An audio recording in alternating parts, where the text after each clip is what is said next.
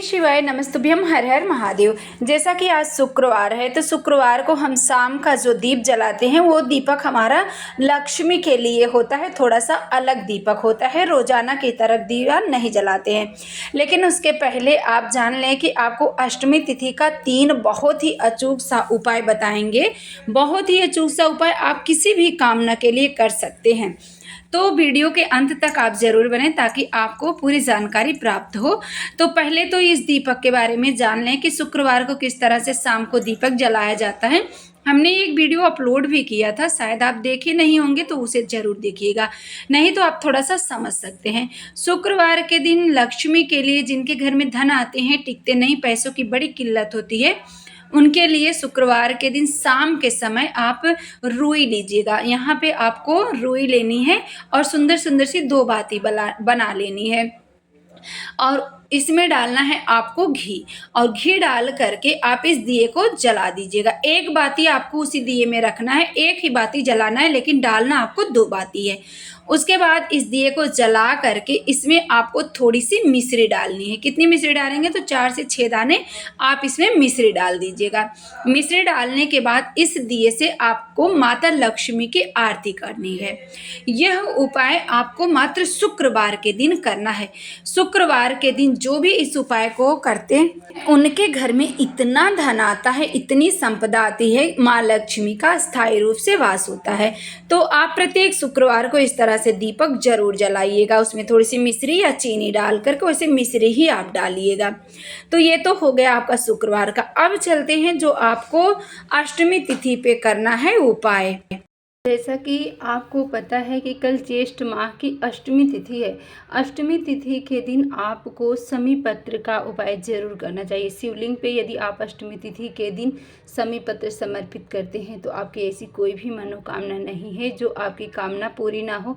और इस उपाय की सबसे खास बात क्या है कि आप इस उपाय को किसी भी कार्य के लिए कर सकते हैं, किसी भी मनोकामना की पूर्ति के लिए आप यह उपाय कर सकते हैं। इस उपाय को करने के लिए आपको एक बेलपत्र लेना है। इस तरह की आप एक बेलपत्र लीजिएगा और इस बेलपत्र पे आपको रखना है शमी का पत्र। किस तरह से आप रखेंगे तो एक बेलपत्र पे पहले ऊपर वाले पे आप एक शमी पत्र रखेंगे, उसके बाद इस तरह से दूसरे वाले पर भी आपको रखना है, फिर आप तीसरे वाले पे। यानी कि आप जब इस उपाय को करिएगा तो आप इसे अपने हाथ में रख करके भी कर सकते हैं, नहीं तो आप इस तरह से कोई प्लेट वगैरह ले लीजिएगा। अब यहाँ पे बेलपत्री है जो थोड़ा सा बहुत छोटी सी है, बड़ी रहेगी बेलपत्र तो आसानी से इस उपाय को आप कर सकते हैं। तो यहाँ पे जैसे हमने एक बेलपत्र रखा है, इस पे एक शमी का पत्र रखेंगे और इस पत्ती पे दूसरे शमी का पत्र रखेंगे और इस पत्ती पे तीसरे शमी का पत्र रखेंगे। ध्यान रखिएगा शमी का पत्र जो है, जो ये इस तरह से है ना, तो इस तरह से आप रखिएगा। ये जो खुरदुरा हुआ भाग है वो चिकने तरफ इस तरह से होना चाहिए। तब जब आप शिवलिंग पे समर्पित करेंगे ना तो सीधा भाग जो है वो महादेव की तरफ जाएगा। इस तरह से तीनों शमी पत्र रखिएगा और 1 लोटा जल लेना है आपको। 1 लोटा जल आप देवाधिदेव महादेव के शिवलिंग पे समर्पित करिएगा। समर्पित करने के बाद आपको जो ये लेके गए हैं, आप अपनी कामना करते हुए श्री शिवाय नमस्तुभ्यम मंत्र का जाप करते हुए महादेव के शिवलिंग पे जब आप समर्पित करेंगे ना, तो जैसा कि हमने आपको बताया कि जो चिकना भाग है वो ऊपर की तरफ हो जाएगा। तो इस तरह से आप जब शिवलिंग पे समर्पित करेंगे तो देखिए बेल पत्र की जो खुरदरा हुआ भाग है वो ऊपर की तरफ हो गया है और शमी पत्र भी आपके सही तरीके से पड़ा हुआ है, मतलब समर्पित किया गया है। ये वाली शमी पत्र उल्टा हो गया था, इसीलिए हमने आपसे कहा कि ध्यान दीजिएगा शमी पत्र आपका उल्टा ना हो। तो इस तरह से आप तीनों शमी पत्र भगवान शंकर जी के शिवलिंग पे अपनी कामना करके समर्पित करें। इस उपाय को आप लगातार 7 या 8 अष्टमी तिथि पे करें, कोई भी अष्टमी हो, अंधेरे की या उजाले की। और दूसरा उपाय आपको पुष्प से करना है। आपको पुष्प की पंखुड़ी लेनी है, कोई भी पुष्प आप पा जाएं, जैसे गुलाब की पंखुड़ी हो या इस तरह से कोई पुष्प है उसकी पंखुड़ी आप ले लीजिएगा। इस तरह से आपको पंखुड़ी तोड़ लेना है और प्रत्येक अष्टमी तिथि पे आपको इस पंखुड़ी से महादेव का श्रृंगार करना है। जैसे आप पुष्प तो समर्पित करते हैं ना, लेकिन यह उपाय अष्टमी तिथि के दिन किया जाता है और पुष्प की पंखुड़ियों से किया जाता है। मान लो ये शिवलिंग है तो आपको शिवलिंग पे इस तरह से श्रृंगार करना है। जो भी इस उपाय को करते हैं उनकी सभी मनोकामना पूरी होती है।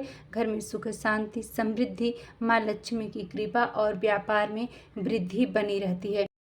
कृष्ण पक्ष की अष्टमी तिथि हो या शुक्ल पक्ष की किसी भी महीने की अष्टमी तिथि हो और आप कनेर के पुष्प का उपाय ज़रूर करिएगा। यह उपाय करने के लिए आपको एक नियम बनाना है कि आप कितने अष्टमी करेंगे, 7 अष्टमी या 5 अष्टमी या 11 या 21। आपको एक नियम बना लेना है। जब आप इस उपाय को करिएगा तो बीच में आपको छोड़ना नहीं है, इसलिए आपको नियम बना के इस उपाय को करना है। इस उपाय को बहुत ही सरल तरीके से किया जा सकता है। 1 लोटा जल आप अपने घर से लेके जाएं। भगवान शंकर जी के शिवलिंग पे आपको जल समर्पित करना है। जल समर्पित करने के बाद जो एक कनेर का पुष्प आप लेके गए हैं, इस कनेर के पुष्प को सर्वप्रथम आप कहाँ पे रखेंगे, तो सर्वप्रथम आपको देवाधिदेव महादेव के शिवलिंग पे आपको रखना है, पहला स्थान। अब दूसरा स्थान इसी कनेर के पुष्प को उठाएंगे और दूसरा स्थान जो है देवी अशोक सुंदरी के स्थान पे आपको स्पर्श कराना है। इस तरह से अब इसी समय कनेर के पुष्प को उठाएंगे और तीसरा स्थान जो है माँ जगत जननी जगदम्बा की जो गोल जलाधारी है, पूरे स्थान पे आप कहीं पर भी इसको रख सकते हैं। तो रखते समय ध्यान रखिएगा, जब आप जलाधारी पे रख रहे हों तो आपको इस तरह से रखना है। जो खिला हुआ भाग है वो जलाधारी की तरफ होगा और जो ये डंडी है, पुष्प की डंडी है, वो बाहर की तरफ होना चाहिए। इस तरह से आपको कनेर के पुष्प का उपाय करना है। इस उपाय को आप 7 अष्टमी या 11 अष्टमी या 21 अष्टमी करें।